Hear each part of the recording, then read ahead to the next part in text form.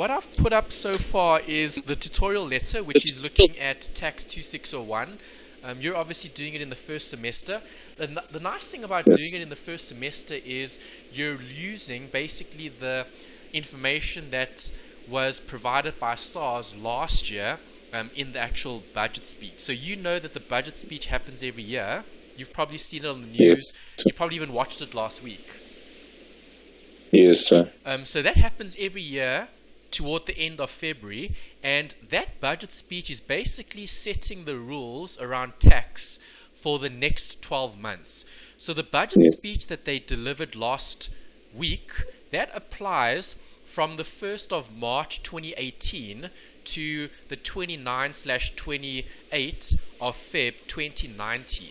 So that's next year. So when you do watch the budget, don't worry about what happened in the last budget speech that we just had, because that doesn't affect you, because UNISA is going to be testing you on the budget information that was provided last year, because that's the current tax year that they would have created content and test and exam papers around. Okay, so remember, tax changes every year. Things either go up or they go down depending on the situation. So just be careful that you aren't using the information that they just released. You are using the information that was given last year. So that's why I try to send you the budget tax guide that I have for last year's information, because last year's information is actually relevant for this year from a tax point of view in terms of being assessed. Yes, sir. Okay, so just be careful with that. So just to run through the brief intro in terms of tax and what this module involves. This is obviously looking at principles of taxation. You'll see they give you an overview here, the module information. What I do want to highlight here is the assignments. We do need to do the assignment for the first semester, number 1, next week, because I see the date is the 12th of March, which is when you need to actually submit the assignment beforehand. There's obviously a prescribed textbook. This textbook changes every single year. Generally, the theory in it stays the same, but from time to time, certain things can change depending on the legislation. So you'll see when I go through tax, I tend to use the legislation. So I will actually show you like the Tax Act, and I'll show you where I'm getting the information from, and then I'll relate that to the examples that we're looking at, purely because the Tax Act will always be updated, or most up to date in terms of how to treat and use the information that we have. Okay, but obviously it's a good idea to try get the textbook if you can. It is prescribed, but what I have seen in the past is that the material that UNISA gives you is actually very good, because they give you theory in the actual study guide as well as example calculations and extra exercises or questions to do. So as long as you've gone through the study guide and you've been practicing, you should be okay with tax. It's not a very long module, it's very short, and you'll see it's quite practical, and all the rules come from the legislation. So that's pretty much what we need to look at here when doing this particular module. Something else just to highlight is the number of units. So there's a study plan that UNISA has given you. You can see this learning unit 1, 2, 3, 4, and then there's 3 more here, 5, 6, and 7, and that's it. UNISA has given you 3 assignments, but the third assignment isn't compulsory. It's not something that you have to submit in terms of being assessed on. They just want you to submit assignment 1 and assignment 2, which is this bit over here. Yes, sir. So you can see assessments. Assignment 1 is compulsory. Make sure you do submit that before the deadline. Then they say plus assignment 2. That gives you the 20%. And then this assignment is just self-assessment. So we'll go through it, but you don't need to submit it to UNISA. They're not going to be looking at it. They're just going to be looking at the first 2. You'll see the third assignment is actually a past paper. They normally just take one of the old past papers and they literally just give you the solution. So at least then you have an idea of how to approach the exam, because that particular assignment is looking at the entire course's work from Learning Unit 1 to 7. Okay, it's very short. I mean, you'll see even tonight's discussion around Learning Unit 1, it's very short. Obviously, some of the later chapters are a bit longer, For example, the trading deductions one, even the CGT, that's also quite a long module, and we'll spend obviously more time on those ones. Right now, tonight, it's just generally intro, just setting the picture, a bit of background information around how tax is run in the country, and then next week we'll actually start getting into more like theory and calculations going forward. Tonight we won't do any calculations, but we'll look at like structure in terms of how to approach a question relating to tax, because tax is very specific. It's almost like accounting. There's one way of doing things in terms of following the rules, and that's it. There aren't any questions, there isn't any room for like creativity. It's literally what does the legislation say, and then just follow the rules and apply what you have in terms of the theory. Okay, so we've covered that. We spoke about the assessment and assignments. There's the due date. You can see assignment 1 is compulsory. We need to look at it before the 12th of March. The first assignment does cover quite a bit, so I don't know how much of the assignment you are going to be able to do, depending on your maybe self-studying in the next few days. I do want to cover it next week with you. So next week what I'm going to do is I'm going to cover the theory. So for Learning Unit 2, it's actually quite short as well, and we'll cover that probably in the first half, and then we'll look at the assignment in the second half. The first assignment is all multiple choice, so it doesn't take too long to cover anyway. You can see here, for this assignment, you need to cover 3 chapters. You need to look at 1 and 2 and 3, and then you'll be able to answer all the questions here. So you'll probably be able to maybe answer, I guess, a third or maybe even a half of the assignment, possibly. If you do decide to do some additional or pre-reading, you might be able to answer more. Okay, but I'll go through them with you. I'll highlight the answers that I believe are correct in line with the theory, and then you can obviously submit this before the deadline, and you can go through this again before you submit just to check that you have understood everything. I think there are 30 questions. Yes, there is. Okay, right, 30 questions, all multiple choice. Yes. It's really not that bad. There's just like 1 or 2 slight calculations here which we'll discuss later on, okay, when we actually look at the provisional payments. That's chapter 3, I think it is. Chapter 1 and 2 are quite similar in terms of context. They both look at background in terms of theory, and then later on they start bringing in more of the calculations. Yes, sir. Okay, so that's pretty much what I have to say there regarding the course. Then UNISA would have sent you this. Tonight we're obviously starting with the first study guide, 1 of 2, and I'm going to be covering that with you tonight. I did email you the first sets of notes that you've got. So Learning Unit 1, you'll see, is quite long, purely because it's covering background. So you need to have a good understanding of the structure in terms of how this is managed. So could you please just hold on. What? You done? Okay.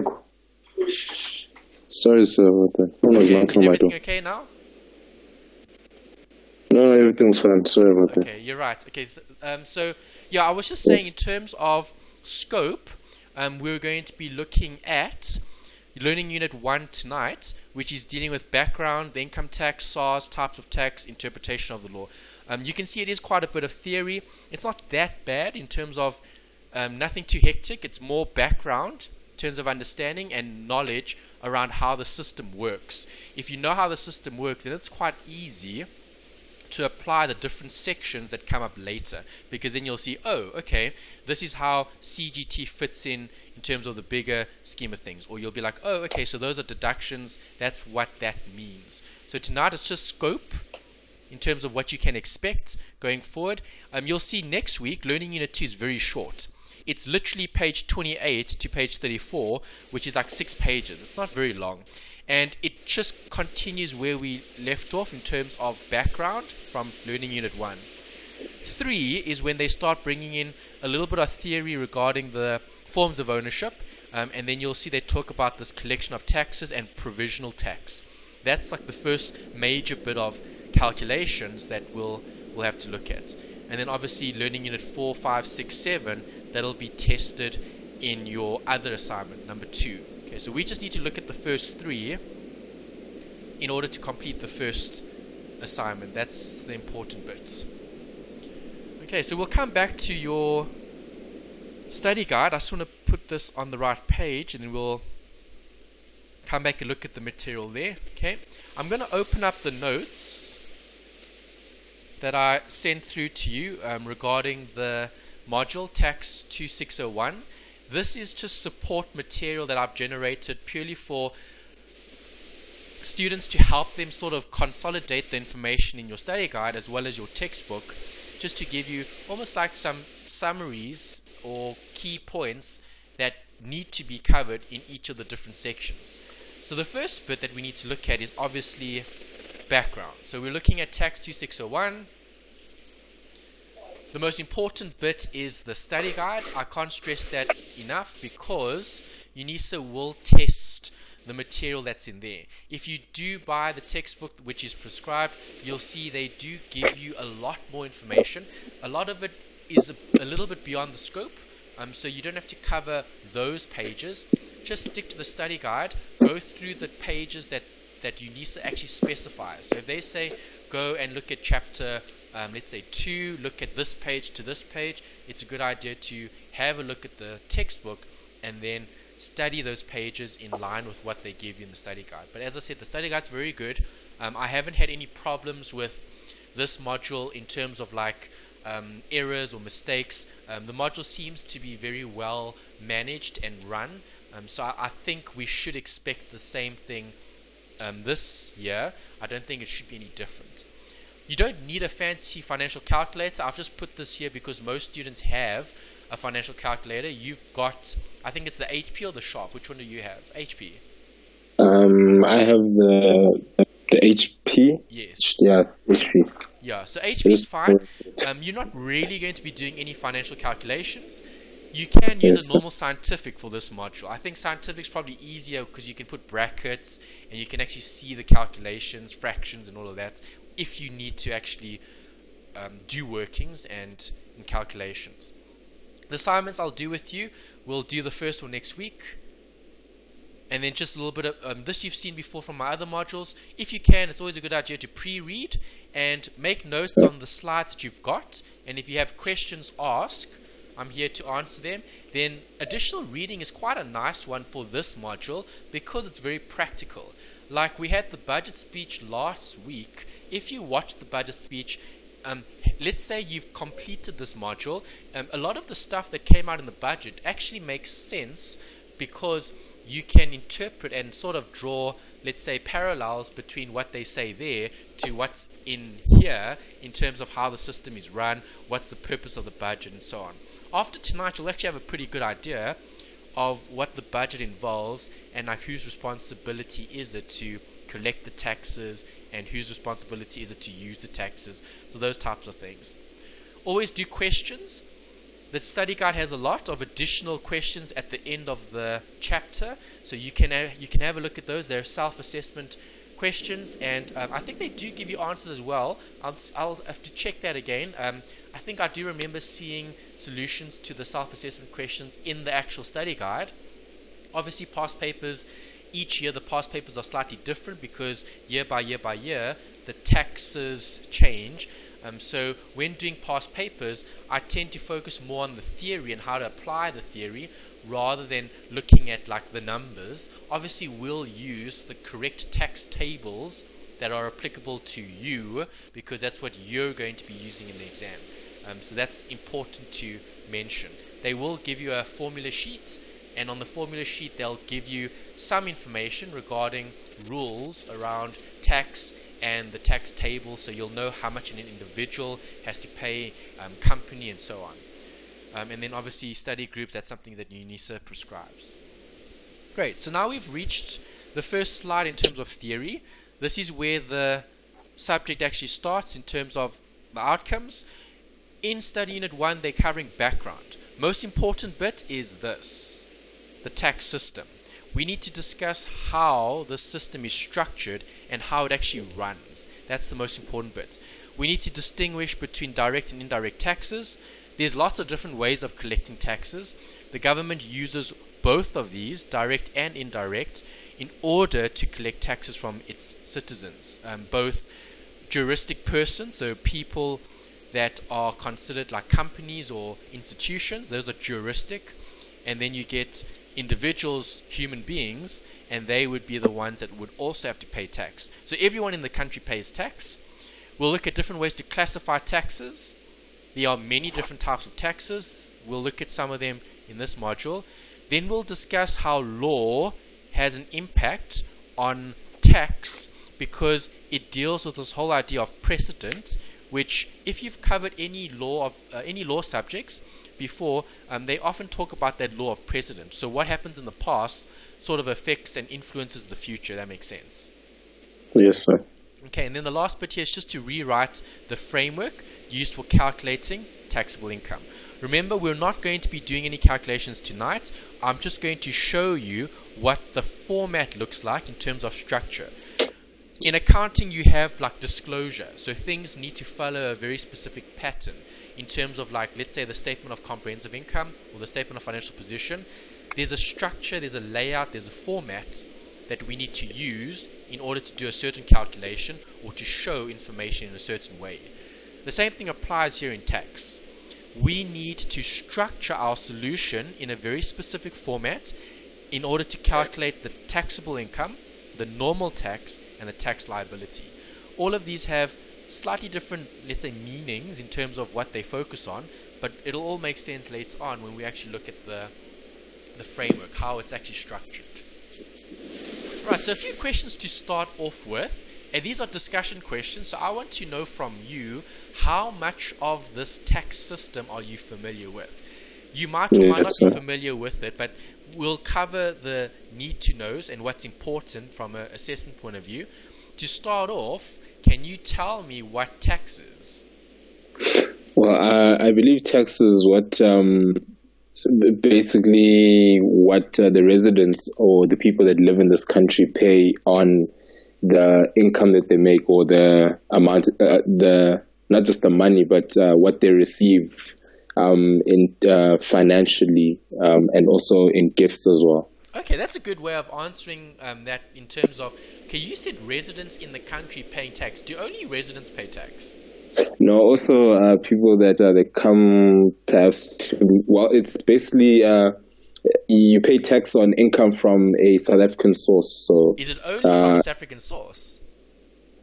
Well, what I did read was that they have something called double tax, which yes. It's basically paying tax in this country and in another country.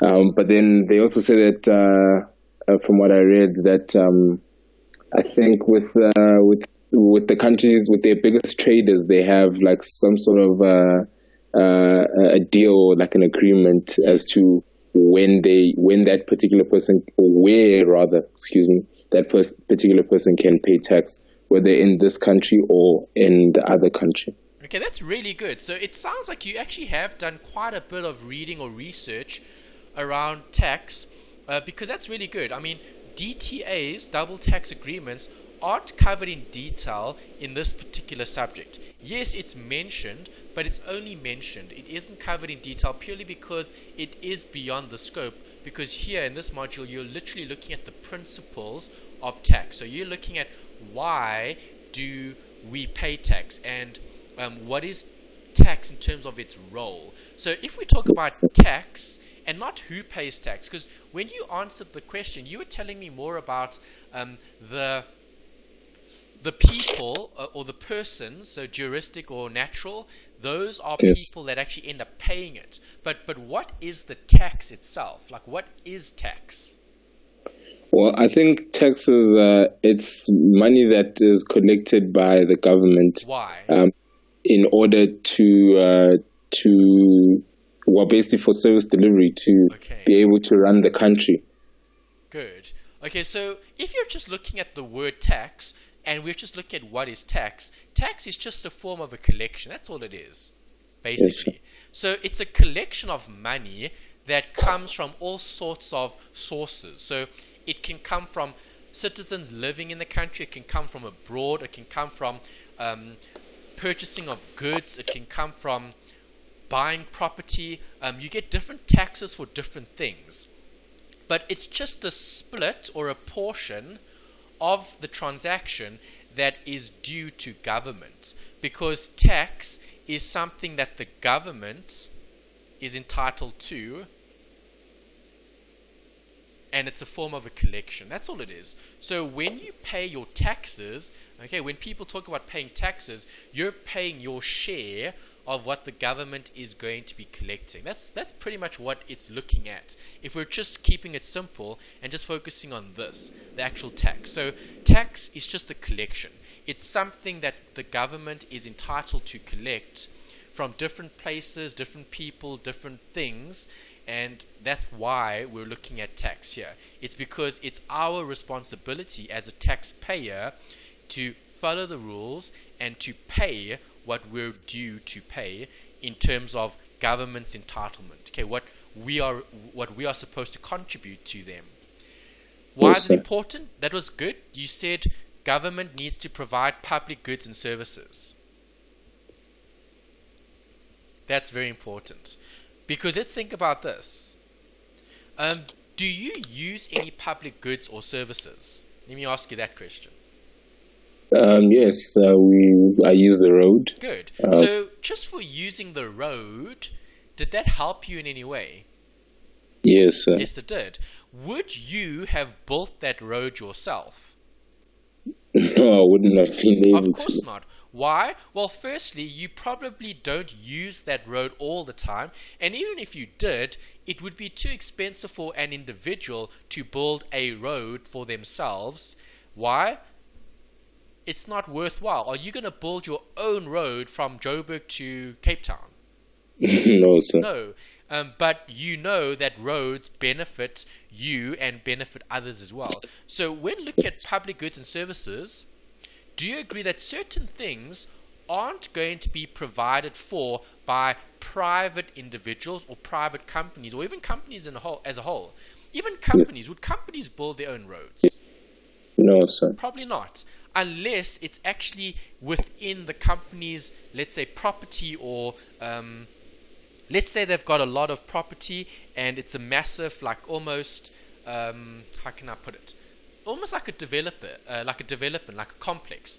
So imagine Yes, living sir. in a big complex or an estate or something along those lines, where the company has lots of houses or offices and they're all near each other. In that scenario, well then the company may want to build roads or create infrastructure inside the complex. But as soon as they move outside the complex, there's no incentive to build the road outside the complex. Yes. Okay, because first of all, they don't own that property, they don't own that land, and secondly, the government is the one that's responsible for providing public goods and services. So another thing would be like something like traffic lights. Would you build a traffic light to help No. direct and control traffic? No, sir. No, but we need those things to help regulate traffic. So who builds them? Government. Yes, sir. Okay. Do traffic lights, do roads, do hospitals, do schools require resources? Yes, sir, they do. They do. And that's what tax is for. So the taxes that the government would raise goes towards creating and maintaining and keeping these public goods and services running and operating efficiently as best as possible, so that everyone benefits. Because as we said, certain things, there's like no self-interest in terms of the company, the person, whoever it is, creating those things for the population. Yes, sir. Right, so who ends up paying the tax? You gave me some examples. Can you think of more? Well, not just taxpayers. Well, saying taxpayers is a broad term, but people that work within the country. So Okay. people that work in companies, companies themselves. Yes. People that come from overseas to here to come work. Yes. Yeah, just anybody that basically, I don't want to say feeds off the wealth of the country, but anybody that receives something within the country or abroad, perhaps that that comes from a South African source?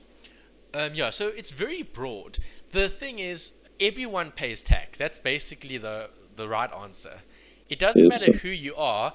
Everyone pays tax in some form or another. Some Yes, sir. people pay more taxes than others, but we all pay a portion of it, irrespective. Yes. So you gave some examples. Even if I buy something in the shop, that item could possibly have tax. Yes, sir. Okay, even if I'm going to be traveling and I'm going to be using a specific road, or I'm going to be paying for fuel for the vehicle to travel, I'm going to have to pay a form of tax. So Yes, sir. the best answer would just be everyone. The thing is, you Yes. can't get away from tax. It's unfortunately one of those certainties in life. It's like death and taxes. Those are things that like are certain. At some point in time, we will die, and in some point in time, we will have to pay tax. So everyone actually pays it. We can't get around it. Even if we're international, if we're local, it makes no difference. There's a form Yes. of tax that would have to be paid. And when do you pay it? That's something to consider in terms of time.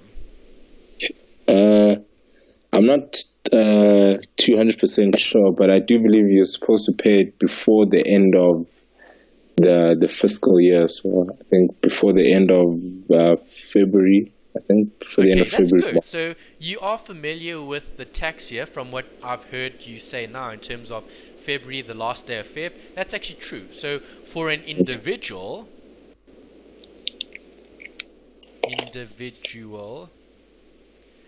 you are going to have to pay tax at the end of every tax year, which according to the South African rules and laws is the 1st of March from one year to the end of Feb the next year. So individuals have to comply and they would have to pay tax. But the right answer to this is, when do you pay tax? Well, it actually depends.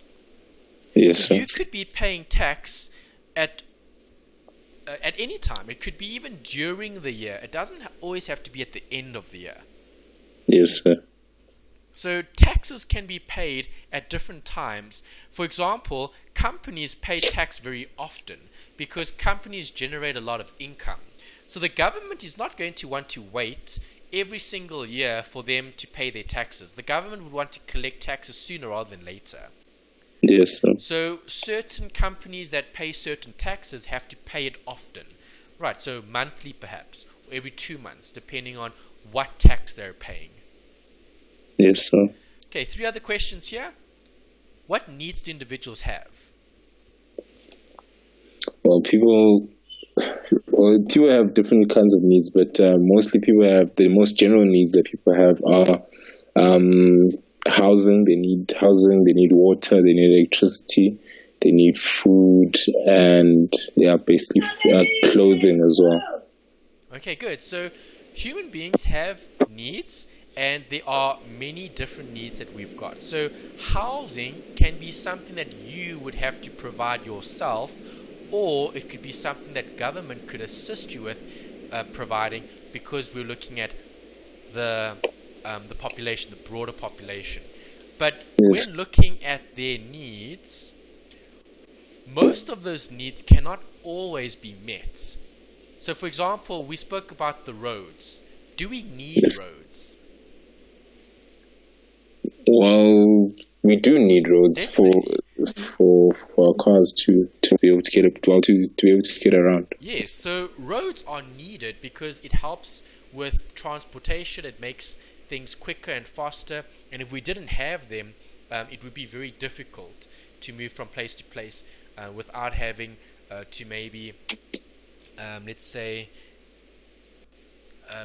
try find. Because think about it, if we never had roads, we would probably be driving on roads, or let's say inverted commas roads. There wouldn't be roads, but we'd be driving on like land that wouldn't be maintained, that wouldn't be orderly. I mean, think about it. If there were no traffic lights, no roads, no highways, no freeways, it would be a complete mess. Can you imagine how bad traffic would be? Because anyone could drive anywhere, basically. Yes, sir. Yeah, so it's also like a form of order that government provides as well, that helps keep a system that works effectively. So when Yes. focusing on the who, well, it depends. Individuals provide for their personal needs. So food. Generally, an individual would want to meet those needs. So an individual would seek food and seek shelter and so on. At some point in time, those individuals require needs that might have to be satisfied by others. So, for example, security. Yes, you can keep yourself safe and secure, but police would keep the public safe and secure. Do you agree? Yes, sir. Okay, so the broader public. And that would be something that would be considered a public good, because everybody would benefit from the police or the ambulance or the firefighters. So those are services that are provided for by government, but we need those services. If we didn't have police, we would have a very different society. Things would be chaos or chaotic, because there wouldn't be any rule of law or someone to enforce the law. And if we never had courts, or if we didn't have hospitals, things would be a lot worse than it currently is. Right? Because humans need certain needs to be met, and government is generally going to be providing for a lot of those needs, because, as we said earlier, there's no real incentive for companies or other people to provide those things for us. Yes, sir. Okay, and that's something to consider. So the reason why we have a tax system, and it's not only our country but all countries, it's because the tax system allows countries to satisfy needs and wants that may be outside of the current, let's say, scope of what the what the private sector can produce. So yes, the private sector might be able to build a road. Okay, they could if they wanted to. It'll be very expensive, and maybe it would only be limited to one, like maybe location, so a road from this place to that place. Government would be able to expand and build more roads, because government wouldn't really consider so much, let's say, can this make profit or not? Because is government's role to make a profit? No, sir. No. Okay, government's role is to make sure that its citizens are being looked after, and the well-being of the citizens. So everybody in the country is better off with a government that can provide for all of their needs and wants, and government is there to try to satisfy as many of those things as possible. Right, and that's why government is trying to implement more ways to help meet more needs. I don't know if you've heard of the National Health Insurance. Yes, sir. NHI. Okay, this is just one project that government is trying to implement, purely because what do they want? A better healthcare system in the country, and everybody is looked after, and there's a culture of well-being. Right? Because people get sick, people get ill, and it's those individuals that can't afford it that suffer the most, compared to those people that can afford maybe private healthcare. So that's the role of government. Government is there to make everyone's lives better, and that's the reason why they have the system. It's because everybody needs to contribute if everybody's lives are going to be better. Yes, sir. Okay, and that's why we've got these points here, is because we have needs, we have wants, we have things that need to be satisfied, and generally, if we cannot provide for them, right? So imagine if we were, let's say, less fortunate than what we currently have. So right now, obviously, both of us have a roof over our head, both of us have food on our tables, clothes on our back. We're living in a safe environment. We're healthy, okay, as healthy as possible. Do you agree that there are other people out there that don't have those same privileges that we sometimes maybe take for granted? Yes, sir. Okay. You're quite right. So now for those individuals, they're still living in the same country, and government should be trying to assist all its citizens, even the ones that cannot provide for themselves. All right, and that's why when looking at who must provide for these needs, most people provide for their own needs. So you want food, you want housing, you want safety, you want security. And those are things that you can provide. But there's a limit to that. Yes. Okay. And that limit needs to then be worked on from a government point of view, because then government can add or make your life better because they can provide you more, because remember, their role is to provide everyone with more public goods and services. Yes. Okay, so how can we achieve the needs of all our citizens? Any idea? Contribute to the government. Exactly. Contribute toward the tax system. So taxes are very important. There's no country in the world that doesn't rely on some form of tax system to help its citizens. Okay, even you've probably heard of like a tax haven, right? Yes, sir. Okay, tax havens are tax havens because those individuals that earn income in those places aren't taxed. But tax havens still have a form of tax. It's just a different system. So when you hear the word tax haven, we're not referring to that country as being a country that has no tax whatsoever. That just doesn't exist. Okay, even in countries where they are considered, inverted commas, tax havens, there's still tax in those countries. So you might not pay any income tax. So if you work in the country, you're not going to get charged tax on your income. But there are going to be other forms of taxes, because remember, you're still living in a country, and that country still needs to provide goods and services. Yes, sir. Okay, so that's the most important bit over here, is that we all have a part to play, and we're all responsible for building a specific country in terms of committing and contributing to a functioning tax system, right? Because if we don't play our part, then the government can't do their job. Okay, they can't do their role either, right? So it's like a win-win situation. Okay, if we pay our taxes, that's great, because then government has enough resources, and then if government does their role correctly, then they can provide us with goods and services. So it should be a win-win situation when looking at government and its individuals, or government and the broader public at large, okay, or companies or whatever, it doesn't matter. But anyone who's part of the system needs to commit to paying taxes. And that's important because everybody benefits. So let me ask you this.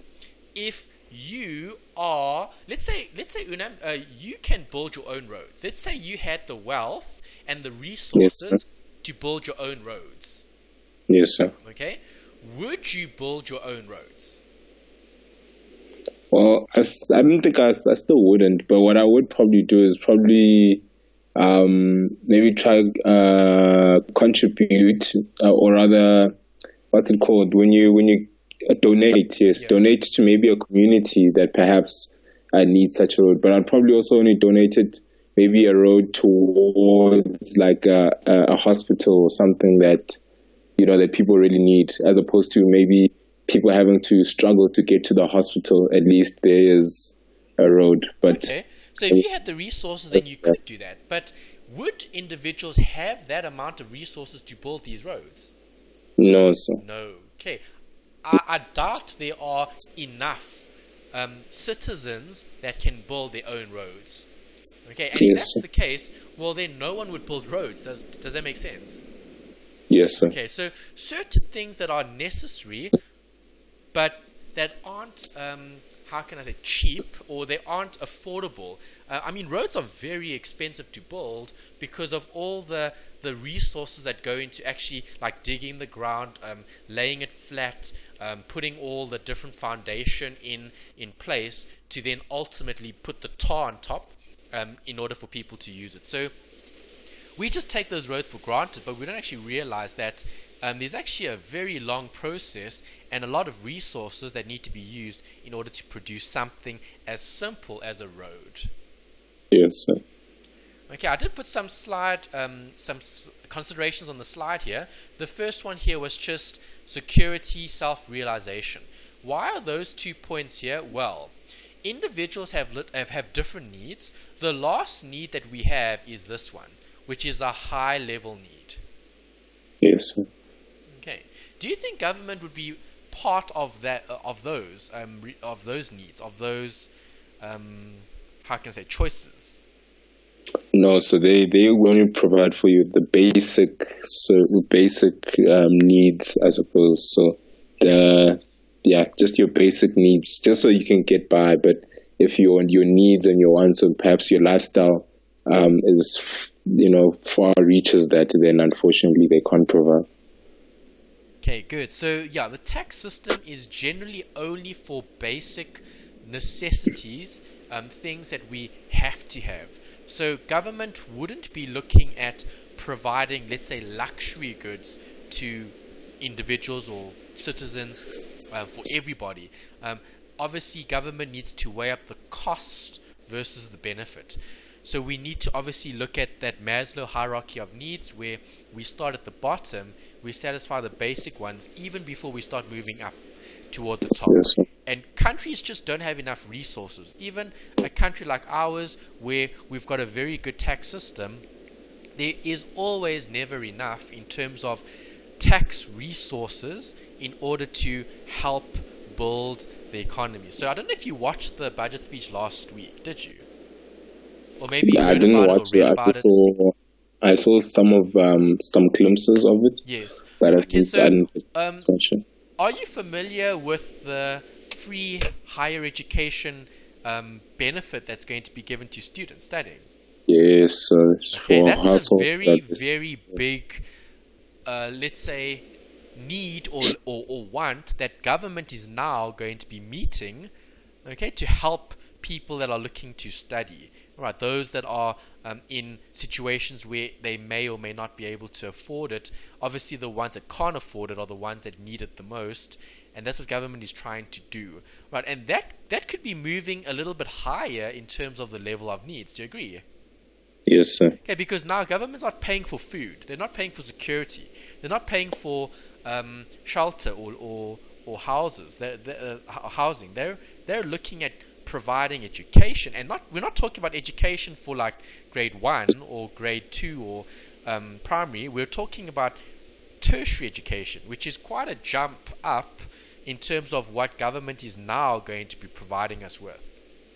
Yes, but then so when you like when I heard like some of the things that are going into the free education, for me, I kind of it's not to say that, especially because like this is, I assume we could almost relate it to it being like a pilot project, right?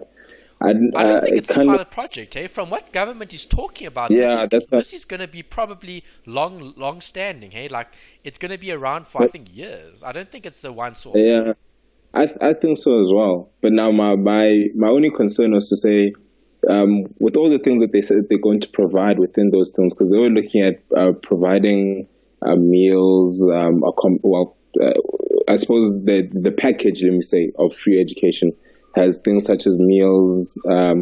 They'll pay for accommodation and stuff like that.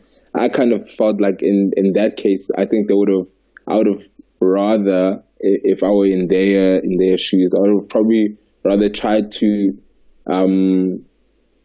satisfy the need for free education first, before looking at saying, okay, well, if we're paying for free education, here are all the other benefits as well that you'll be getting with it. Because I'm not too sure if they've mastered the basic idea of just paying for just the education part, because all these other things then piles up like so much more. Because then you're basically, I don't want to say that you're paying for someone's lifestyle, really. You're not really doing that, but you are kind of reaching far beyond just,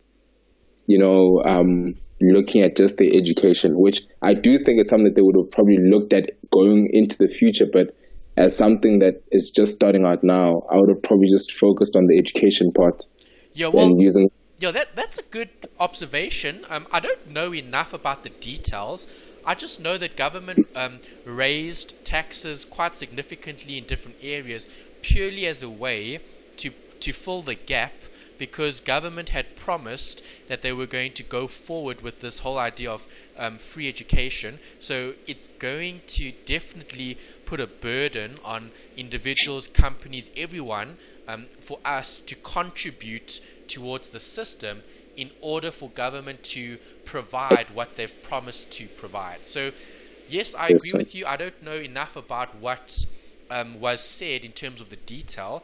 All I know is that taxes had gone up purely because there's this project that needs to be implemented, and there's a big gap in terms of how much money government needs with how much government actually needs to spend, okay, because obviously income needs to come from somewhere if they're going to spend it on something else. Yes, sir. So it's quite it's very difficult being government, because you need to weigh up the pros and the cons with everything.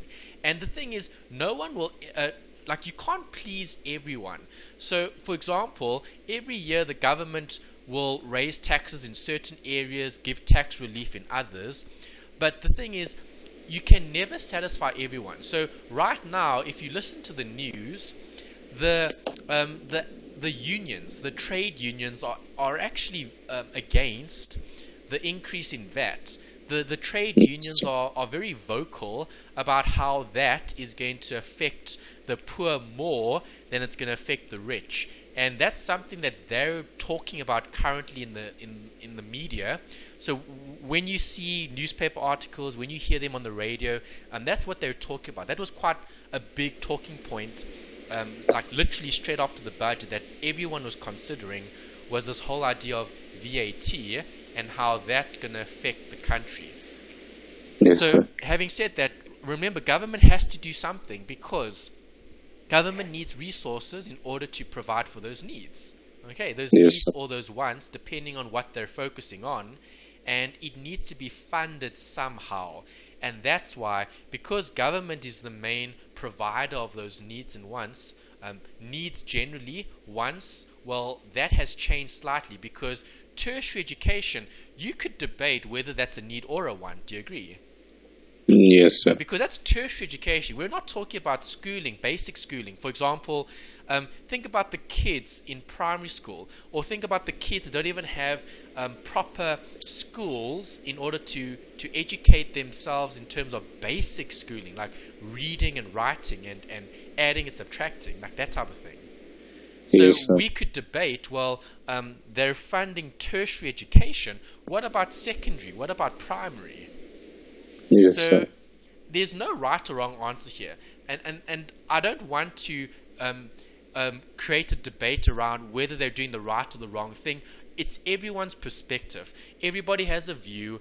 What I'm trying to say here is that it's difficult for government to juggle all their income and expenses, because they have a very big responsibility to everyone. Because we said earlier that for those needs and wants to be achieved, okay, all citizens have to contribute, because we all have a part to play, and government has the biggest role to satisfy those requirements. So it's very challenging. It's not an easy job to present a budget to the country when you are going to disappoint some people or some groups of individuals in the economy, and others might benefit or not benefit, depending. So it's very challenging. That's what I'm trying to say there. Okay, and then just a note here, I put just who must provide for the needs. There's lots of different providers, and then the last bit there is what we spoke about, government. Acting responsibility for the benefit of the country. That's always their focus. Yes, sir. Right, so in your study guide, the first bit that they look at is the system, okay, in terms of how it is run and maintained. And over here we have a list of different ways that we collect revenue as government from the citizens, from the businesses, from everyone in the country. So these are some of the topics that will be covered in this module. Some of them you don't even touch on. Some of them are just mentioned but aren't discussed. Some are discussed in detail. So the ones that are important: capital gains tax, very important. You've got a separate chapter on that. Yes, Turnover sir. tax, it's mentioned, it is discussed, but not covered in a lot of detail. Okay. Dividend tax, something that is also discussed and talked about, but not covered in too much detail. Estate duty as well. Excise duty, customs duty, transfer duty, air passenger tax, securities transfer tax, unemployment, UIF, skills development, other. There's so many different forms of taxes. Right, there are others like pay as you earn. There are others like VAT. Okay, even a fuel levy is a form of tax. Okay, we know from last week that petrol's going to go up, not because the price of oil had increased, not because the rand had weakened. Okay, the price of petrol is going to go up purely because government needs to collect more in terms of taxes, and that's called a fuel levy. So there's a lot of different taxes. This is not a complete list. I've just taken some of these points from the textbook in terms of what they mention is important from a scope point of view. Okay, these are different things that government could collect on, okay, for different purposes. So something as simple as buying property, there's a tax for doing that. Something as simple as importing and exporting, there's a tax for doing that. Right, even for employers and employees. Okay, you might be unemployed one day. You might be unemployed one day. So unemployment insurance fund. Okay, UIF. That's a form of a inverted commas tax because that helps the country provide for those needs that those citizens have. So. Okay, so background. Government needs to follow specific rules to administer tax. So now we're looking at the system and how it's structured. Who actually sets the rules, you know?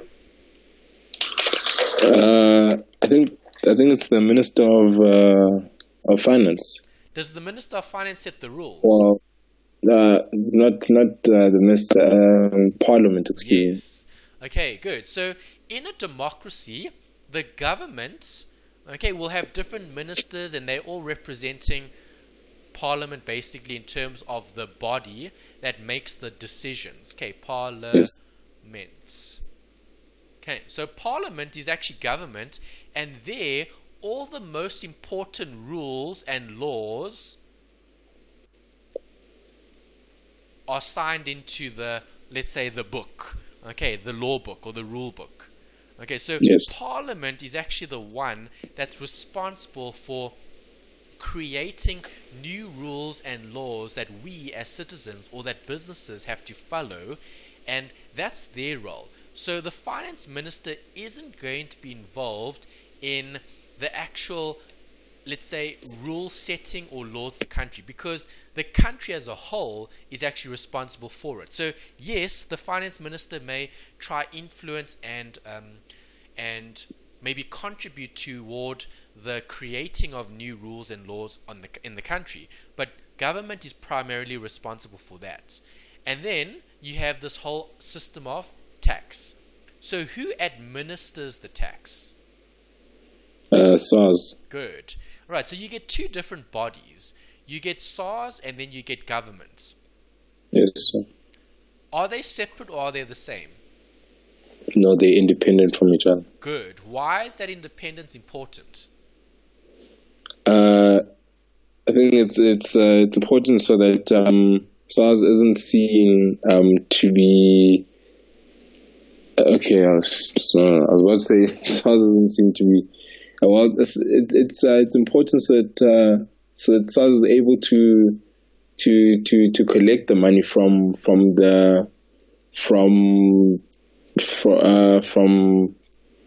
taxpayers, I suppose, and then that money is able to then be used effectively. If government puts their hands into the cookie jar, then it almost seems as though the government is not using the money efficiently, and rather they're using it for their own self-benefit. Okay, so you've hit the nail on the head in terms of a segregation of duty. That's very important. So what you've said is correct, because SARS and government are separate institutions. Okay, SARS is run separately and independently from government. So the one is looking at the collection, okay, income. So SARS will just follow the rules in line with the rules. That's what they do. Yes. Okay, their role is to collect as much as possible, okay, because that's their rule, that's their responsibility. Right, government, they need to manage the resources appropriately, and they look at spending or using the money that's collected. So you're right by not linking the two, because they're totally different, because the one collects and the one spends. Right, if we had to combine the two, there would be a lack of accountability, because you'd be collecting and spending, and you'd be doing one and the same thing, which creates almost like a conflict of interest.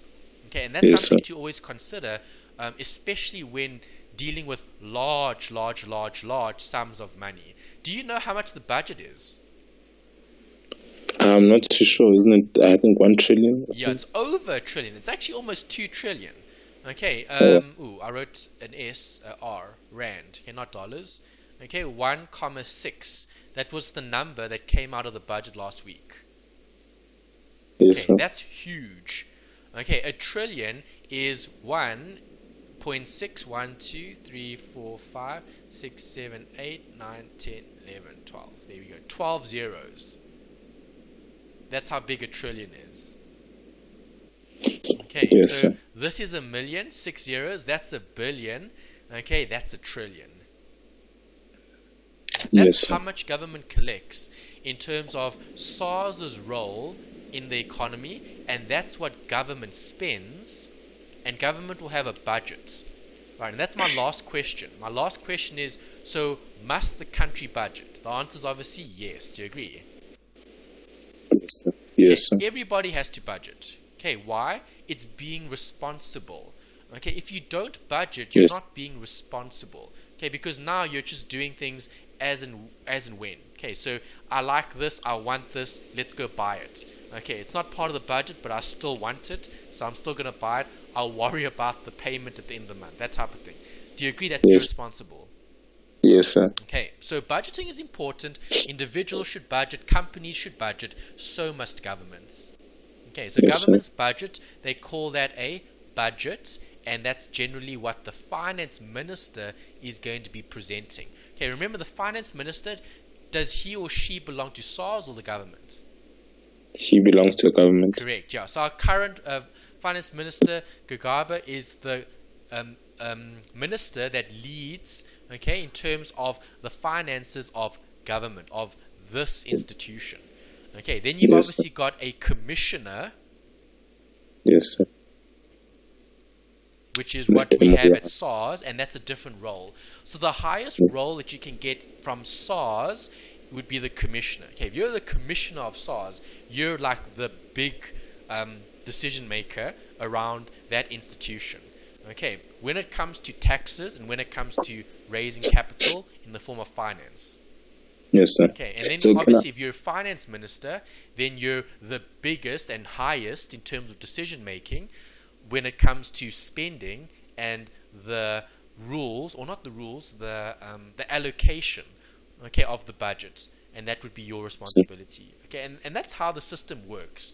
It's separate, it's independent, and it has to be independent to keep a level of good operations, okay, to avoid unnecessary challenges, okay, when you don't have a segregation of duties. Yes, sir. Can I ask, sir, between SARS and government, where does Treasury fall? Okay, that's a good question. All right, where does Treasury fall in this diagram? Any idea? Well, I'd imagine it falls under government. Correct. What does Treasury do? No, I'm not too sure. Treasury is almost like the piggy bank of the government, if that makes sense. Yes, sir. So government, remember we said rules and laws are done by who? Parliament. Yes, sir. Okay, they set the rules and laws of the country, and it must be in line with the constitution. Yes, sir. Okay, so South Africa has a very strong democracy. Okay, and the reason why we have a very strong democracy is everything is based on principles. Yes, sir. And the principles are outlined in the constitution. And that's why if you talk to lawyers and if you talk to politicians and people in terms of government and the country, that's one thing that the entire world looks at in terms of South Africa as having a very strong constitution. Okay, and why? Well, we can thank Nelson Mandela, okay, Walter Sisulu, and all those very, very big advocates of freedom and democracy in our country based on our past history. Okay, we know apartheid was very bad for many different non-white groups in the country, and that's why Nelson Mandela was probably the biggest profile okay, or person in the past that had helped fight for freedom and for this whole idea of having like principles, okay, a constitution that we can like use as a basis. Okay, it's almost like religion, if you will. So think of religion, like, I don't know how religious you are. You might or might not be very religious. If you are, okay, I know you do lots of good things for the church group that you belong to, so you probably have a very, very strong base in terms of your morals or your principles. Is that fair to assume that? Yes. Okay, so if you have lots of good principles and morals, do you agree that your actions should always be correct, should always be good, should always be like moral, if that makes sense? Yes, because you sir. belong to the church and you follow religion very closely. Yes, sir. Okay, and the same thing happens with countries that have a good constitution. Okay, and that's why all countries that run very well have good constitutions. Right, that's why we're fortunate that even in our country, yes, we've had challenges in the past, and things are looking a bit better now than they did previously. The main thing is the rules. It's the principles. It's like, what do we stand for? That's the key. If you stand for what's right, then that'll always prevail, irrespective of what happens from time to time. Yes. Okay, so just to answer your question, Treasury is another area of government that's separate, because remember, we need to keep things separate because that avoids conflicts of interest. Yes. Okay, so Parliament sets the rules and laws. Treasury is looking at, it's almost like the Reserve Bank, South African Reserve Bank. Yes, sir. Reserve Bank, okay, SARB. Okay, the Reserve Bank is government's bank because they have all the accounts. So, for example, you have a bank account. You are either going to be banking with one of the big four, so maybe ABSA, Standard Bank, FNB, Nedbank. Okay, Yes, sir. there are many banks out there that you could consider. Right? Does government bank with any of them? No. Government banks with the Reserve Bank. The bank of the government is the Reserve Bank. Yes, sir. Okay, that's what they do in terms of Treasury. So Treasury's role is looking at the managing of the accounts. So it's almost like, companies have a finance department. Yes, sir. Okay, so the finance department of government is called Treasury. Okay. If I simplify it in that way. All right. Thank you very much. Treasury is where all the data, all that information is sitting in terms of who we spent money on, where did the money get used for, what projects did the government fund, how much income did they raise, all of that stuff. Okay, it's the account. So Treasury is like the finance department of the government. Yes, sir. Okay, and that's why the finance minister, works so closely with Treasury, because that's their job. Their job is to manage the accounts of the government. Yes, sir. Okay, so that's how Treasury fits in. But they're separate from Parliament, they're separate from SARS. Treasury is just that one area of government that deals only with income, expenses, revenue, assets, liabilities, all of that stuff. Okay. Alright, so just a bit about the background relating to the South African tax system. In South Africa, we have a democracy, and the rule of law is very important. Okay, rule of law. So when we deal with South African tax, we always have to base our, we always have to base our actions, on what does the actual law say. And when looking at law, you get different acts. Yes, sir. Okay, so an act is just a form of legislation that outlines what you can and what you can't do. Does that make sense? Yes, sir. Okay. Is the act... Let me put it this way. Does the act implement itself? No, so it has to go through a process first. Yes, correct. So the act is just the act. The rule is just the rule. Do you agree Yes. it's the people that uphold the rules? Yes, Okay, sir. they're the ones that actually follow the rules and laws of the country. Right? And that's why you have SARS, and then you have the taxpayer. Yes, sir. Okay, and sometimes there might be a argument or dispute between those two individuals. SARS might say, well, no, you are supposed to pay more than what you're paying. The taxpayer might say, well, no, I'm not supposed to pay more than what I'm paying because of this, this, and this. So do you agree there could be disputes between these two role players? Yes, sir. Okay, because what does SARS want to do? They want to collect as much as possible. What does the taxpayer want to do? Pay as little as possible. Do you agree? Yes, sir. Okay, as long as both are following the rule of law, they're both correct, and then we have a good system in place. Yes, sir. Right, when we have arguments or disagreements, that's when problems arise. Right, and then it comes down to what the Act says. Right, and who's responsible for the judgments that take place in terms of law? So let's assume that you disagree with something in terms of taxes that you've paid. So maybe, let's say, okay, you're running a photography business, okay? Yes, sir. Let's assume that government wanted to tax photographers, okay, excessively. Would you agree or disagree with that action? I would probably disagree. Yes, sir. you'd probably disagree. Why? Because that would be against the law. Because why should photographers pay more than everyone else if we're living in a free and fair country? Yes, sir. Okay, so then how would you change the laws? How would you change the Act? Is it possible? Yes, sir, it is possible, sir. Firstly,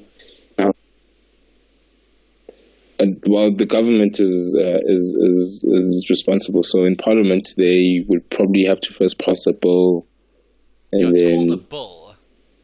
You've yes, probably heard of bills. yes, Like government has a bill that they want to pass.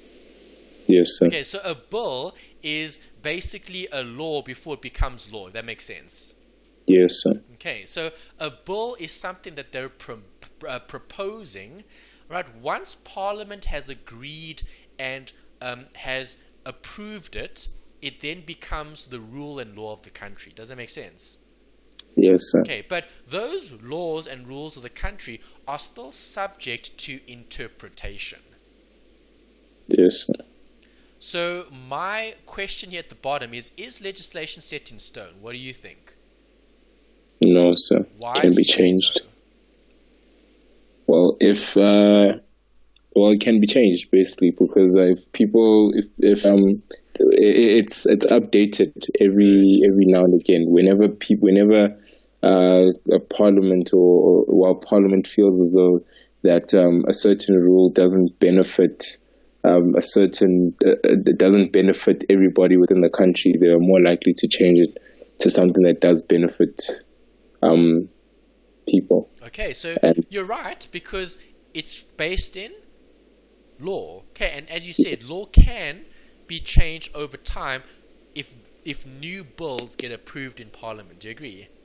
yes, sir. Something else that I want to add here is this: interpretation and this whole idea of the law of precedent. Yes, sir. Okay, that's why I wrote down interpretation, because who administers the rule of law when it comes to tax? SARS. Yeah. They are responsible for applying the Income Tax Act and others. Okay, there are other rules of law. This is not the only tax act that you get. You do get others as well. Okay, for example, VAT. Okay, the estate duty.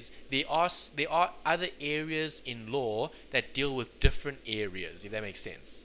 Yes, sir. Okay, it's not just set in stone in terms of, well, okay, this is the one and only rule and we're only going to follow this. It also comes to this: practice notes. So can SARS give clarification? Yes, they can. So SARS often clarifies what they believe the law is stating. Okay, Yes, so sir. the law might state something in terms of you must do this. Okay, SARS will interpret that and they will give their recommendation, and they call that a practice note in terms of how we should do certain things in line with the law, and that's their role. Right, so legislation is always built on this whole idea of a law of precedent. Law of precedent meaning previous cases Yes. can be upheld in court. Okay, so if one case goes to court and a judgment is made on that case, is that case Yes, going sir. to affect future cases? Yes, sir. It definitely will. Right, and the reason for that is because law is left to interpretation, and from time to time, different individuals interpret it slightly differently, and then government needs to try either fill those gaps, okay, to make the law more, how can I say, I don't want to say strict because that's not what I'm trying to say. They're trying to make the law more fair, okay? Because, so for example, you've probably heard of like loopholes. Sometimes there's a loophole in the law, and then certain individuals can overcome certain things, like pay less taxes. Yes, sir. Okay, so that's why government tends to close those loopholes to avoid people from either taking advantage of the rules and laws, okay, and they try make those rules and laws as fair as possible, and that's why we have this law of precedent, because all cases that have judgments will affect future cases and their judgments. Got that? Yes, sir. Okay. Right, we spoke about this. Who manages the tax of the country? We said SARS. Are they autonomous? Yes. What does that mean, though?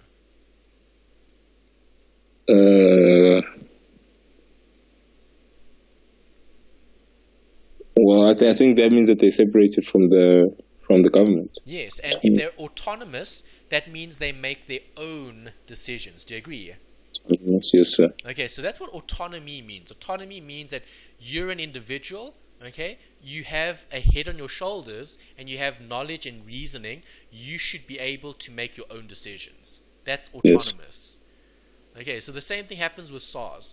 The government gives SARS independence, and they allow them, okay, to act autonomously, okay, meaning without any influence or persuasion by government. Yes, sir. Okay, so that's the role relating to SARS in terms of their responsibility, and it's an independent section of government. The second bit is looking at South African tax regime set by National Treasury. That's your question. You asked me about Treasury. Okay, remember Treasury is like the piggy bank of the government, and that's where the finance minister sits and manages all of the runnings of the country. Okay, how things are run, how things are done, etc. from a spending point of view. Yes, sir. Right, and it's administered by the commissioner. Who did we say is the commissioner? He's the highest person in SARS. Correct. Okay, the person responsible for managing what happens at SARS. There is a case law that they talk about in the theory. They say, see the Commissioner of Inland Revenue, CIR. CIR was the old name for South African Revenue Services, SARS. Okay, the person responsible for collections. Okay, and then the secretary for inland revenue. Okay, obviously this was looking at government. Okay, in terms of a dispute between the commissioner, okay, and the secretary, right, relating to this whole idea of a segregation of duties between two different roles in government. Okay, so National Treasury versus SARS. Right, are they separate? Yes. Must they be separate? Yes. Who sets the rules? National Treasury. Who implements the rules? The Commissioner. Okay, and it should always be separate. There shouldn't be an overlap or any conflict between those two parties. Yes, sir. Okay, this is very important. This is basics around how the tax system works. How are you taxed in a country? Earlier you told me about a resident. Yes, sir. Okay, can you define what a resident is? A resident is someone who has I'm trying to think of the word now. Who has what's the word? Sorry, I forgot. But basically, someone that is able to stay within the country. I just forgot the specific word that I'm looking for. Okay, well, you're on the right track. You spoke about being in the country. So can you be a resident of the country even though you stay in a different country? Yes, sir. Yes, you can. Okay, so this might be a little bit beyond the scope, but it's just something that is talked about in the Income Tax Act. They refer to the resident as being someone who talks about returning to the place that they call home. Yes, sir. Okay, that's a resident. So you can travel anywhere you want to in the world. But if you consider South Africa your home, you would then be taxed as a resident.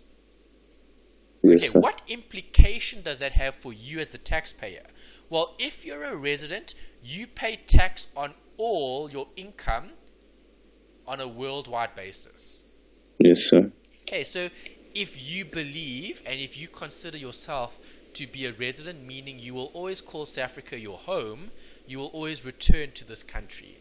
Right. There are other scenarios where you can be considered a resident even if you don't consider the country your home. And they call that the physical presence test. That's also beyond the scope of this module. Okay, physical presence test, meaning how many days have you spent actually living or working in this particular country. Right, so if you spend too many days in this country, you could actually be considered a resident versus a non-resident because of the duration that you have spent in this country versus your belief of considering this country home or not. That's irrelevant. Yes, sir. Okay, but the biggest consequence that we need to remember is that if you're considered a resident, will you be taxed on your worldwide income? Yes, sir. Yes, you will. Okay, so if you're living in this country and you consider yourself a resident, if you're getting income from any country anywhere in the world, but you're a resident of this country, you will pay taxes for this country in this country. Yes, sir. Okay. It's different if you're a non-resident. If you're a non-resident, then you only pay tax on income that's generated or earned from a South African source. South African source meaning if it originated from this country. Right, so if you're, let's say, okay, Una, would you ever want to live in a different country? Not really, no, sir. Okay, if you had to, let's say you were sitting in some foreign country. What foreign country would you be sitting in? Just give me an example of one. Maybe London or something. Okay, in London, fine. So if you're sitting in London, okay, and you're considered a non-resident, meaning you don't consider this place your home and you haven't been in this country for a long period of time so that you meet the physical presence test, and for all purposes of this discussion, you're a non-resident. But you run a photography business in South Africa where you collect revenue from agents that you have that work for you. Yes, sir. Would you pay tax on that income? Yes, sir. Yes, you would, because even though you're a non-resident, you're still earning something from South Africa. So do you have to pay South African tax? Yes, sir. Yes. So if you're a non-resident, you would only pay tax on the income that you derive from South Africa. Okay. Then you've got this, DTAs. You actually mentioned it earlier, which was impressive.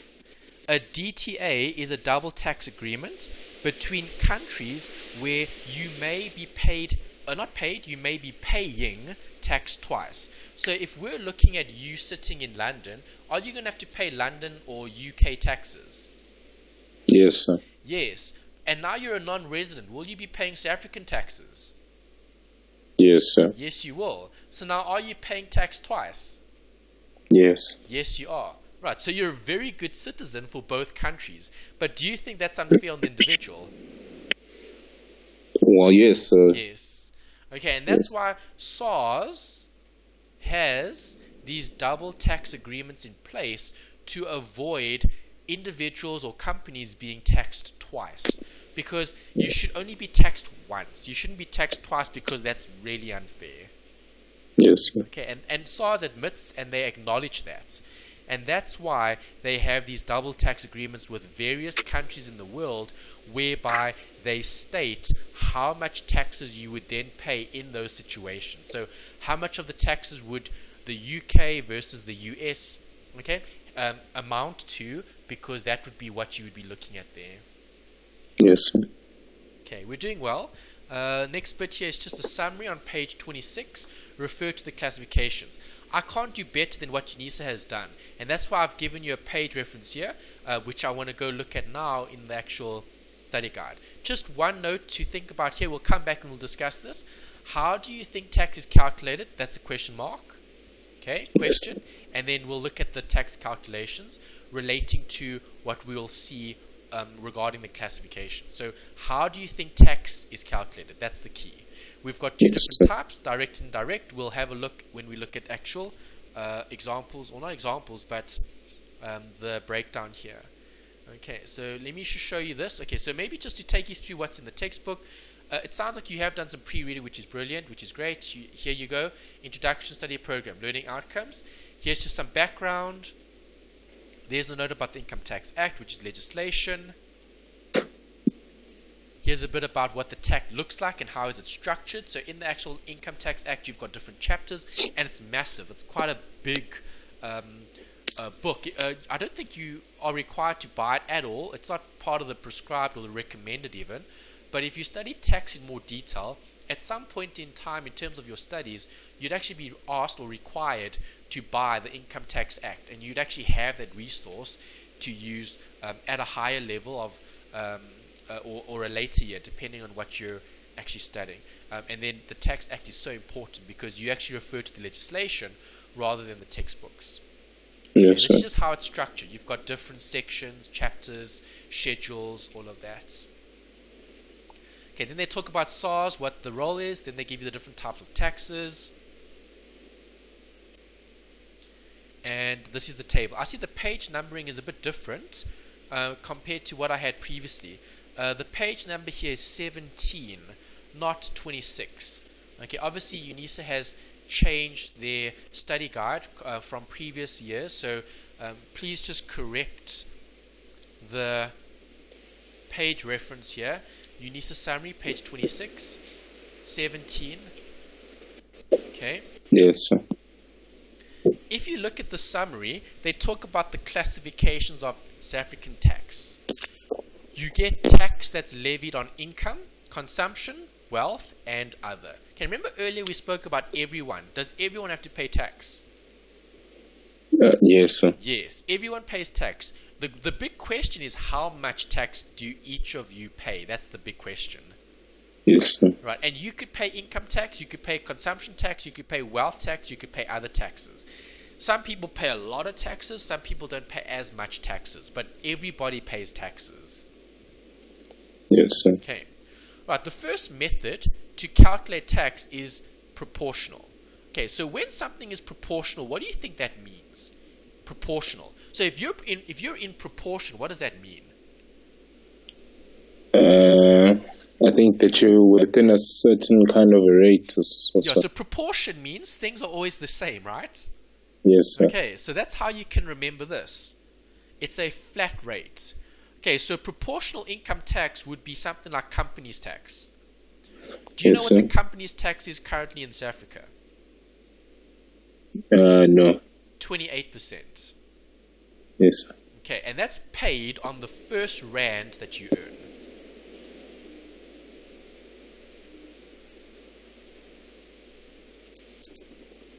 Okay, companies tax. That could be one example of proportional tax because it's levied at a fixed rate. Okay, 28% company tax. Who must pay it? It's direct because the company who earns the income must pay the taxes. Does that make sense? Yes, sir. Okay, and the same thing applies to other forms of tax like capital gains. Right, if you sell an asset and you make a gain, you are the one that pays the tax. Consumption is a bit different. I like the one that they've given you here in terms of VAT. Okay, we know VAT is 14%, okay, in this module because this was last year's budget speech. Going forward, next year, okay, so if you are writing the first semester 2019 exam, VAT for you will be 15%. You are writing the first semester 2018 exam, so you're still going to use 14%. Yes, sir. Okay. Progressive tax is looking at something like income tax. Okay, where the more you earn, the more you pay. That's the system that South Africa uses when looking at its individuals. Okay, so let me ask you a question, Unam. How much tax do you pay on $1 million? Let's say your photography business is doing so well. Okay?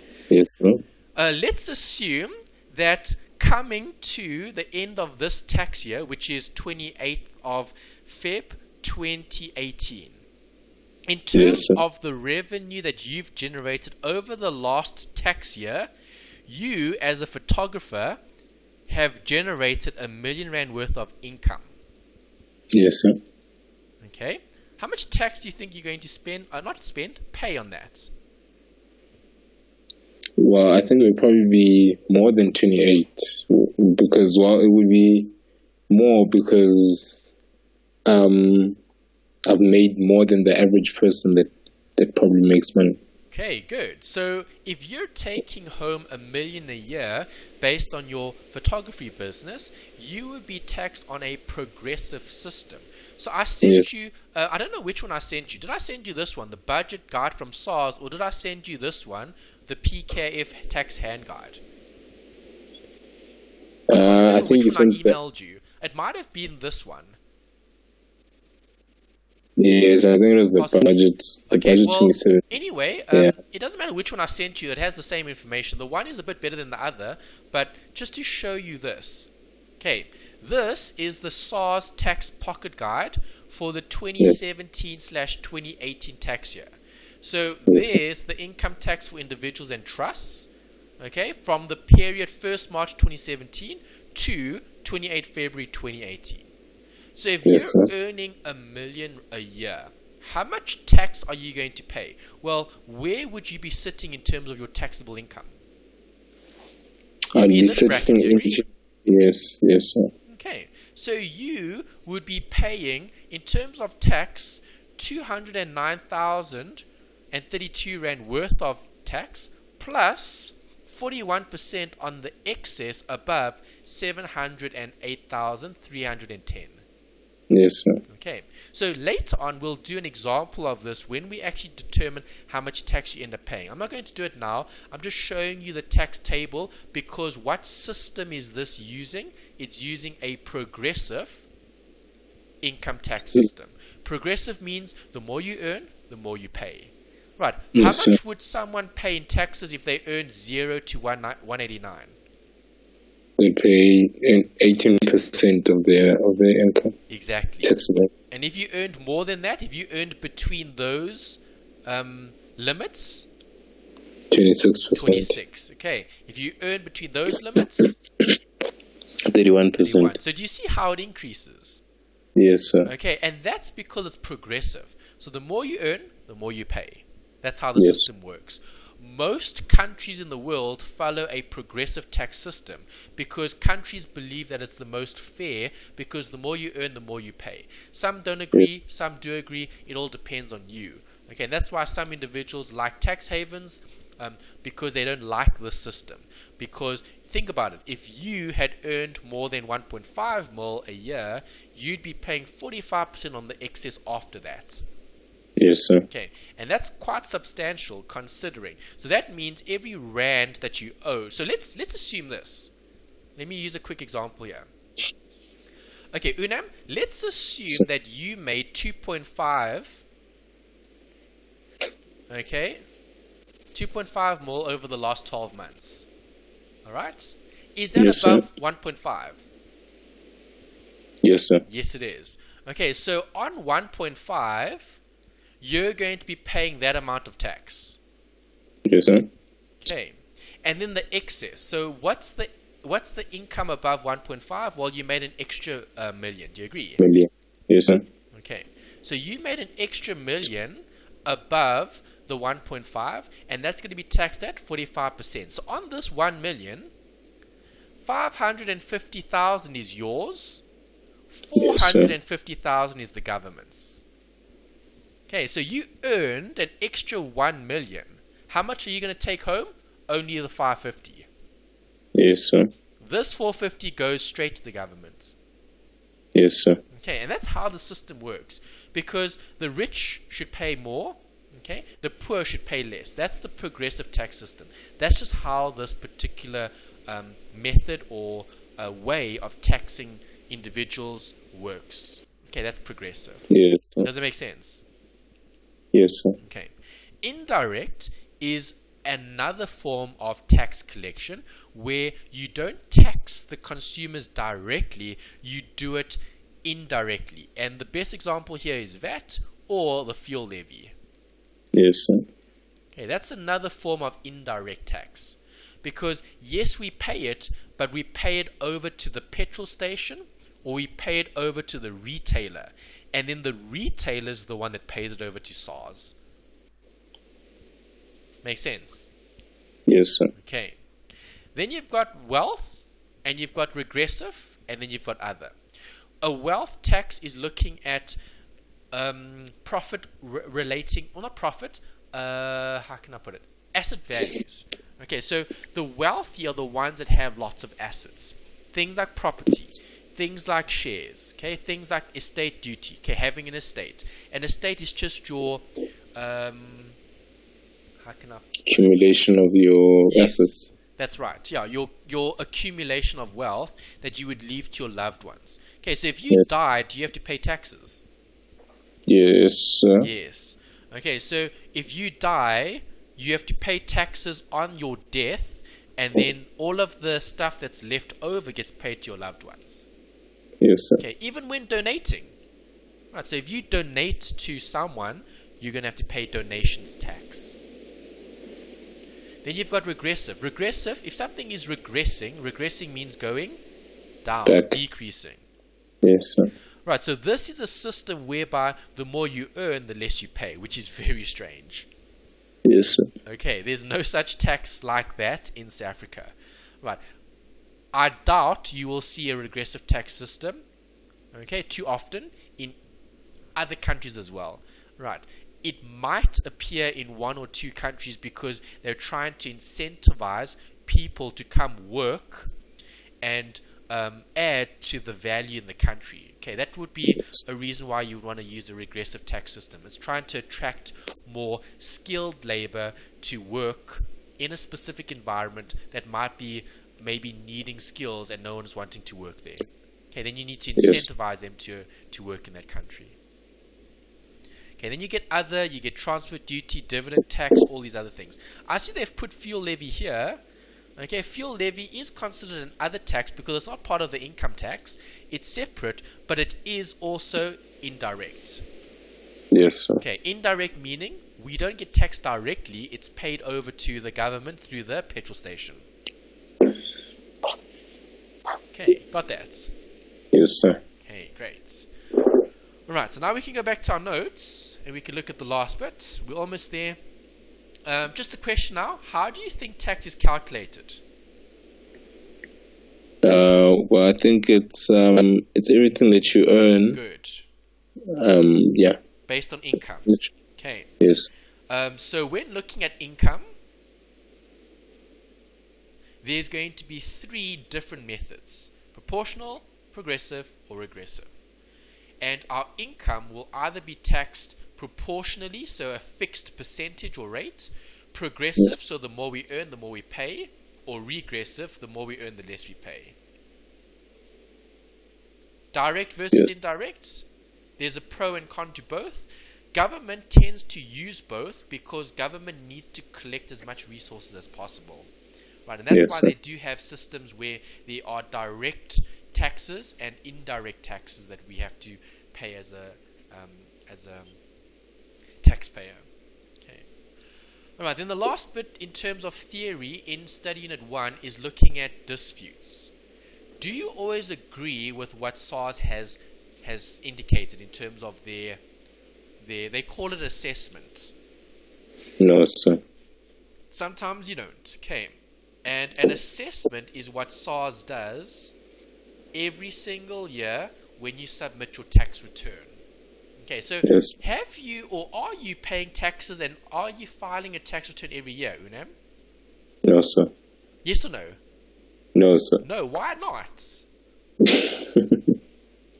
Well, I pay on certain jobs that do require me to pay tax. But then on top of that, usually what they do say, that company usually pays it on my behalf. So Yes, but they just remember, deduct it.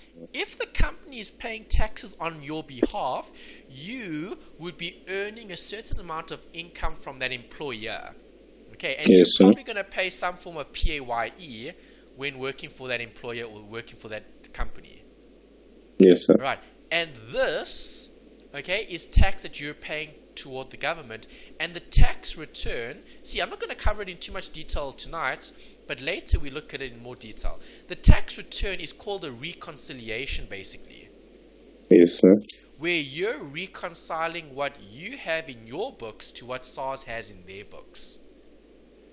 Yes, Okay, sir. and for individuals that have paid a significant amount of taxes throughout the year, some individuals may actually get something back from SARS in the form of a tax return where they pay you a credit because during the year you've paid too much. And that's because of things like a retirement annuity, pension funds, medical aid. It could be a whole host of deductions that you make use of that actually reduce the amount of tax that you are legally required to pay.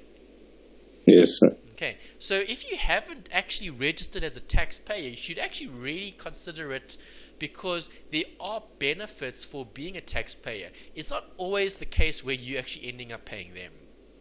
Yes, sir. Right, and also it's a good idea to be a taxpayer because at least you're acknowledging and you're following the rule of law so that there are no disputes at a later stage, either legal or other, where they might want to audit your income. Let's assume that Unam is a very, very good photographer and next year you make 2.5 million from your photography business. Yes, sir. Do you think they're going to ask you questions? Yes. Of course they will. They're going to say, well, where did you earn this 2.5 million and why aren't you registered as a taxpayer? Yes. Okay. All right. So it's remember we spoke about it earlier. It's everybody's responsibility to contribute to a system where we're all benefiting. Right. So I'm just trying to encourage good practice, because being a taxpayer is good practice, not only from a business point of view, but also from a personal point of view, because you may or may not get a refund at the end of every tax year. Okay. Yes. If you talk to people, you'll probably hear and find people that often get a tax return in the form of a refund every year rather than an amount that you'd have to end up paying. Okay, and the reason for that is because of deductions. You don't know what a deduction is yet because we haven't covered it, but when we cover it later, you'll see different deductions. But just remember, those deductions are not for individuals, those deductions are for companies, so slightly different. But the same thing applies to individuals. As an individual, we actually have slightly more deductions that we can make use of, because think about this. Can a company take out a medical aid? No, sir. No. Can a human being take out a medical aid? Yes, sir. Yes. So as a human being, there are certain benefits for having a medical aid because you get certain deductions which reduce your income tax. Yes, sir. Okay, so that's just something to consider there in terms of this. Okay, the assessment. So I spoke about the assessment. Are you always happy with the assessment? Not always. Not always. Can you dispute it? Yes, you can. Right, and the process is very specific. In previous past papers for this particular module, I have seen them test this in quite a lot of detail. So make sure you are familiar with the process, and that's why I've literally referenced this from the study guide. I've shown you the process that someone needs to go through when lodging an objection, when lodging an appeal, and ultimately having to take further legal action if things don't go according to plan. Yes, sir. Okay, so as a taxpayer, if you don't agree with what SARS has said you have to pay in terms of an assessment, and let's say they're not going to give you a refund, you have to pay them, you have a liability, and you disagree. What's the first step? Lodge an objection. And that's the NOO, okay, Notice of Objection. Right, who is this with? It's with SARS. Okay, let's assume that they don't agree with your objection. Can you appeal? Yes, you can. Yes. Okay, then you fill out a notice of appeal, and then it gets given to a more senior individual, and they then make a decision on whether or not your dispute is valid or not. Does that make sense? Yes, sir. Okay, if you're not happy with that, where do you go? Now you go to an ADR. ADR is an alternative dispute resolution where you're using a third party to help remedy the situation. And does that always go according to plan? No, not always. Not always. And if you still have a dispute, then you can take that up with the tax board. If you don't agree with them, then you can take it to the tax court, then the higher court, then the Supreme Court, and finally the Constitutional Court. Okay, Yes. What gets taken to the Constitutional Court? Constitutional matters. Good. Stuff that affects the law. Okay, because remember, the Constitution is set based on principles. Do you agree? Okay, so if your Yes, sir. tax dispute, if you believe that you are being taxed and it's unfair from a constitutional point of view, then the highest court in the land that you can debate that in is the Constitutional Court. Yes, sir. And this is where you're actually questioning the law. Is it legal to be taxed? Well, the answer is yes, it is. It's something we have to pay. Okay, you can't argue Yes, sir. with it, but you might argue with the amount of tax that you are being charged on a specific matter, so long as you have not received any remedy from any of the previous levels. Yes, sir. Okay. Just a note, based on theory, lodging an objection, you have 30 days from the date of assessment in order to do that. A taxpayer must specify the grounds of the objection in detail. Why is it necessary? Well, you are the one that's not agreeing with the assessment that you've been given. So if you're Yes. the one that's not agreeing, you're the one that has to motivate and explain why. Yes, sir. Okay, and then they give you some detail here. You've got to look at the NOO for personal and corporate tax, and you file that with SARS. Once you file that with SARS, you could then look at other considerations. Okay, you could look at these forms for VAT, for pay-as-you-earn, for trust income, dividend tax. It all depends on what you're disputing, okay, and what objections you have. Right, if you're not happy with the objection, can you appeal? Yes, you can. Yes. Right, same thing applies. A 30-day period is applicable. Right, and that form is the NOA or the ADR2 form, and that must be submitted within 30 days from having been declined in terms of your objection. Yes. Right, if things get really bad, where are we going to end up? In court. Exactly. Right, and that's where things get a bit more interesting, because now you've got lawyers and attorneys and all of that, and they're then debating on whether or not your case is valid. Okay, that's why we've got court cases. Earlier we spoke about this, rule of precedent. Is that important? Yes. Yes. The reason why it's important is because court cases act as the rule of precedent. So any judgment that takes place in previous court cases will be followed on in future court cases. And that's why lawyers need to be very, very familiar with what cases have gone to court, because those cases could affect them in future. Yes, sir. Right. Are you going to have to know certain cases? The answer is yes. Some cases are more important than others. We'll look at the ones that are very important as we go through the course. You'll see the ones that I've put in your notes. Those are ones that you should study and remember. Yes, sir. Okay. Last bit is just the structure, which is what I'm going to end with tonight, and then in future we'll discuss it in more detail. Right now, don't worry about what forms part of income. Don't worry about what a deduction or allowance is. Don't worry about what CGT is. Don't worry about any of this. Just remember The calculation. the format. Yes, the calculation. Yes. Okay, it's like accounting. Okay, when you first did accounting, you were told about the structure. You were told about the rules. Okay, I didn't teach you accounting. You probably went to other classes for accounts. I helped you, I think, with one of the accounting modules, but just a little bit. I didn't do much. Yes. So I can't really say how you were taught accounting initially, but when looking at accounting, the rules are important, and the structure is even more important, because that's what they look for when they mark your assessments. Right, in tax, same thing applies. Make sure you structure your answer correctly. What must your answer have? These headings. Okay, there'll either be more or less points under each one. Okay, so income, under income, we'll look at all the different forms of income. That's a separate chapter. They will look at deductions and allowances. That's a separate chapter. We'll have different line items under that one. Taxable income before capital gain, that's a subtotal. Then you'll have a capital gain. Okay, again, what forms part of capital gain? That's a separate chapter. Right, and then you've got this, which is the taxable income. Taxable income is what you pay taxes on. Okay, that's what the government is trying to establish. SARS is going to want to know what your taxable income is, not your income. Because income is just broad. We need to take off deductions, we need to add capital gains, and then we need to know, well, how much do you actually have in the form of taxable income? And this is what they're going to be applying these tax tables to. Where did I put my tax tables? Here's it. Okay, so then, see, in the tax table, notice what words they use in the tax table. What does that say? Taxable income. Exactly. Okay, taxable income, not gross income, not net income, taxable income.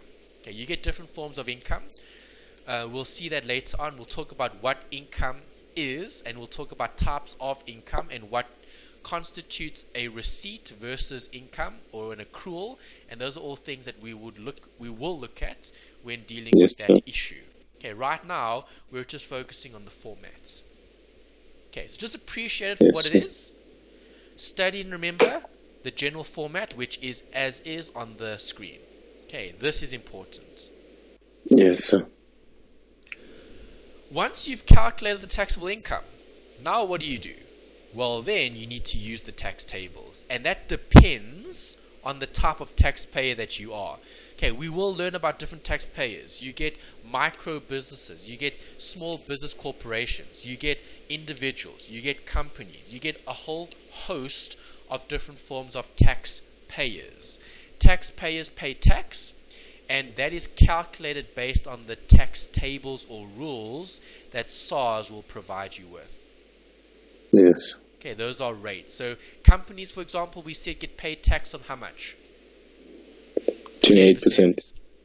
Yes, sir. Okay, individuals we saw get taxed according to what? The sliding scales. Yes, sir. Okay. And then you would reduce less the prepaid taxes that you might have paid, which is provisional tax, or if I'm looking at individual, we call that pay as you earn. Yes, sir. Okay, because when do you pay your pay as you earn? End of each month. Exactly. Every single month, when you get your pay slip, on your pay slip you will see pay as you earn as one of the line items. Yes, sir. Okay. If you've been paying pay as you earn over the entire 12 months, at the end of those 12 months you can compare that to your taxable income and how much you should have paid. And if you've paid too much taxes, more than what you should have paid, guess what? You don't end up with a tax owing amount, you end up with a tax refundable amount. And that's what a lot of people could possibly end up with if they have more deductions, like medical, like pension, like other. Okay, and those are things that we'll see later on. Not so much for an individual though, that's only disadvantage with this topic. This module is dealing primarily with companies. Yes, sir. Right, and then just NB, remember individuals are taxed according to a progressive system. We just spoke about it earlier, and that's reviewed annually at the budget. I think I gave it to you here. No, I didn't. Okay. This is just what happened during the tax year. I don't want to discuss this in detail now because I want you to think about it for next week. Next week I've got the same slide in the second set of notes which I want to discuss. So I just want you to think about things that can happen during the tax year, as many as you can think of. Yes, sir. Okay. The tax year we spoke about earlier for an individual is 1st of March of 1 year to 29 or 28th of February of the next year. Okay, it's always 12 months. Right, so what tax year are we currently in? We're in the 2017, 2018. Correct. Tax. Because the tax year started 1st of March 2017 and will end 28th of Feb 2018. Yes, sir. Okay, when will the new tax year start? On the 1st of March 2018 and end on the 28th or 29th of February 2019. 100% good. Alright, so this I'm going to take a step further next week when we discuss what can happen during the tax year and what this whole idea of a return is. Okay, so I'll talk about how an individual would have to pay tax. Right, a similar process happens for a company because a company also needs to submit a return. Okay, they submit slightly different forms, but they still have to do it. SARS has to reconcile their records with your records, and that's why they require you to do this, a tax return. Yes, sir. Okay, it's a process of checking. It's like a bank reconciliation. You would have done a bank recon in accounting. A reconciliation is looking at checking one thing with another. So if I'm looking at a tax reconciliation, it's called a tax return that gets done every single year after the tax year has ended. Okay, yes, so sir. I'll discuss with you next week what can happen during the tax year. I want you to think about it. Okay, give me anything that could happen during the tax year. We'll talk about how it applies to an individual, okay, in relation to what we've covered previously with regard to the different forms of taxes that can be paid by the individual over, okay, the tax year that we have for that individual. Yes, sir. Ooh, don't look at that. That's the answer. Okay, we'll cover it next week. Okay. All right, so that's it for this week, Unam. Any questions? No, none so far, sir. Okay, that's good. All right, so yeah, it's just background tonight. As I said, no real calculations. We'll get into that later on. Right now, I just need you to be comfortable with how the system works. I need you to know what different types of taxes there are. There are self-assessment questions in the study guide, so I would recommend you look at those over the next week. They might even help you with the first assignment. Just to show you that, let me just shrink this. Okay, yeah, there's the diagram there. There's the process, lodging an appeal, ADR, tax board, different courts. It's all written and described in the actual study guide. I want to show you the... There's it. Self-assessment questions. Okay, question 1. They didn't give you too much here. They just gave you some theory. And then the solutions. Okay, yeah, the solutions are at the end of the book. Yes. So you can check your answers and see how they go. I would try answer them before looking at the solution and then coming back and then checking, well, okay, did it go right? Didn't it go right? How did it go? What went wrong? That type of thing. A lot of this we've discussed tonight. We spoke about different taxes. We spoke about taxes on a resident and a non-resident basis. We spoke about the taxable income calculation. Okay, the structure, the format. So number 3. Number 4, the liability. Okay, we spoke about that. You had a note about it in your notes. And then number 5, looking at the assessment. Okay, when do taxpayers pay tax? When do they get assessed and all of that? Okay, so very self-explanatory. See how that goes. Go through them yourself. If you have any questions about them, we can chat about it next week. Remember, next week I'm going to be covering study unit 2, and then we'll cover the assignment. Okay, study unit 2 is not as long as this one. It's a bit shorter. We need to still look at more theory before we can do calculations. So I will cover the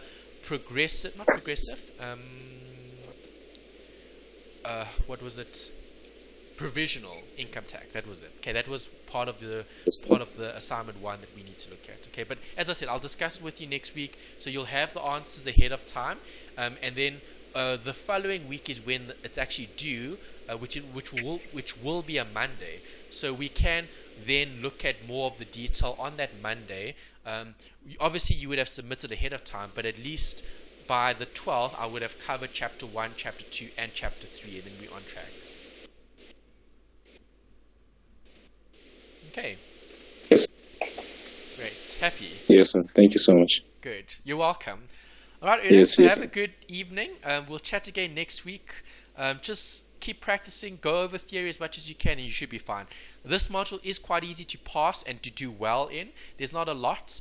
It's 7 chapters, so this is definitely a course that you can actually try strive for a distinction in, because it's quite limited. And when you look at past papers, you'll see how simple it actually is once you know all the basics. Yes, sir.